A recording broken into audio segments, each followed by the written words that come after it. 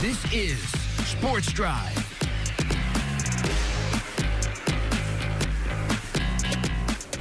Welcome back into Sports Drive once again. I'm your host, Preston Moore. I mentioned earlier in the show we'd be talking a lot of baseball today. We just got off the call with Randon Johnson, Amarillo High boys baseball head coach. Now we're going to talk moving up a level to the college level. We're going to talk a little bit of Amarillo College Badger baseball. I got my Badger blue on today, joined by now Coach Brandon Rains, head coach of the Badgers. Coach, how are you doing today? I'm blessed every day, and that Badger blue looks awesome on you. I appreciate that. Well, I'm excited to talk a little bit about the Badgers. You guys are coming off of a loss yesterday against Wayland Baptist, but a really, really strong stretch of games before that. Pretty sizable win streak you guys were on, hoping to carry that into conference play, obviously. What do you think that sort of a stretch and your season so far as you're starting conference play on Friday, how do you build off of that going into these games? Oh, yeah, you're right. I mean, we played really, really well up until yesterday. It was not our best day, and I think our players and pitchers would kind of admit that we had a little bit of an off day, which in baseball that happens. I mean, nobody goes undefeated in baseball, and, the other team, those guys were swinging it and playing hard, and, so they got us. It was a close game. We had had our chances at the end, but ultimately it didn't work out yesterday. Now, prior to that, though, I mean, we had really been playing about as good at baseball as you could be playing. From a defensive standpoint, I couldn't be more impressed with our guys. I mean, our outfield defense is really, really solid, and infield, I mean, those guys are as good of infielders as you can play. And then pitching wise,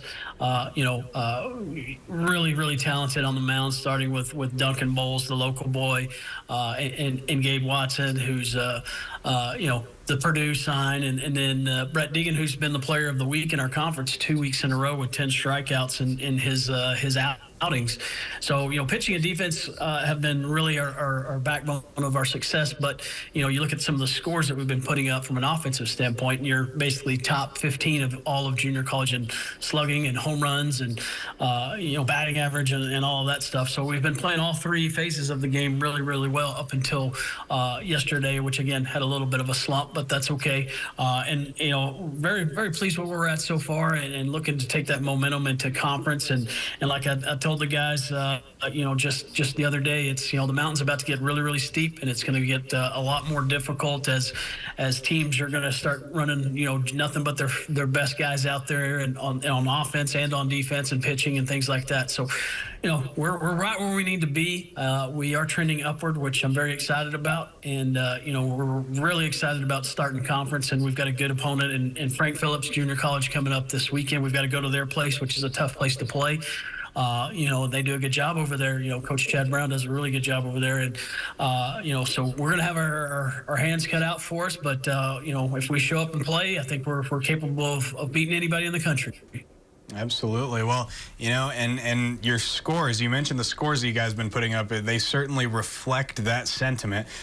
In your series against Trinidad State College, I just did the math in my head just now. You guys defeated them by a grand total in 3 games. You guys outscored them 49-8. And you might say, well, that's 3 full games, but that was only in 17 total innings.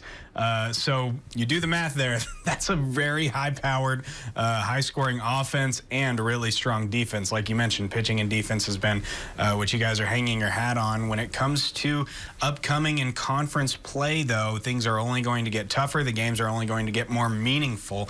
When you go forward and when you enter conference play right now, how do you go about, let me rephrase that. How important is pitching and defense going into conference play?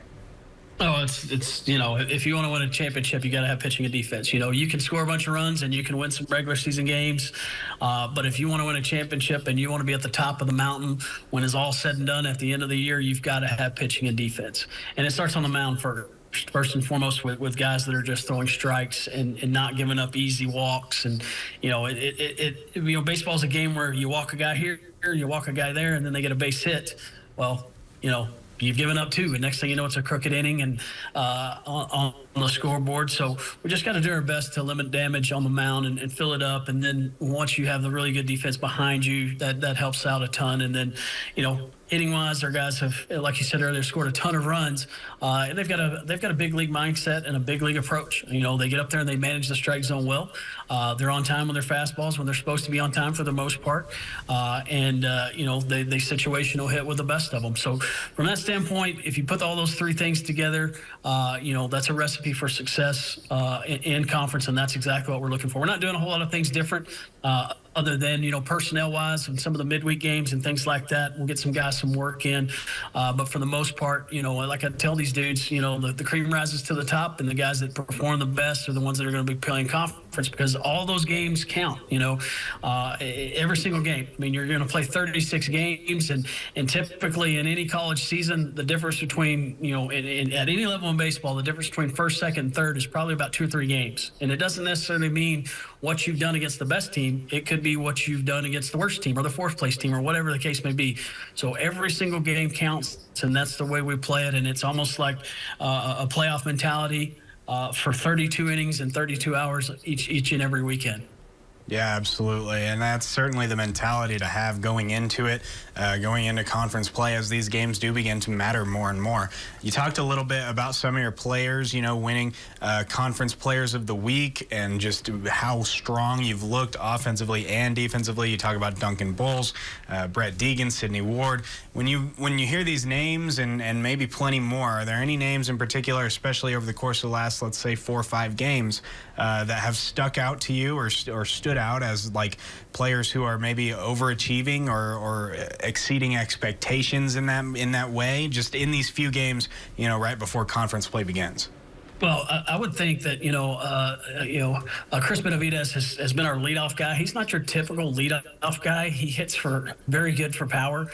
So we put him at the top of the lineup, and we expect him to do damage. And he's just had a really good start to us. And, you know, then you look at David DeHoyos playing third base, just makes some incredible plays. He's a shortstop that plays third base for us.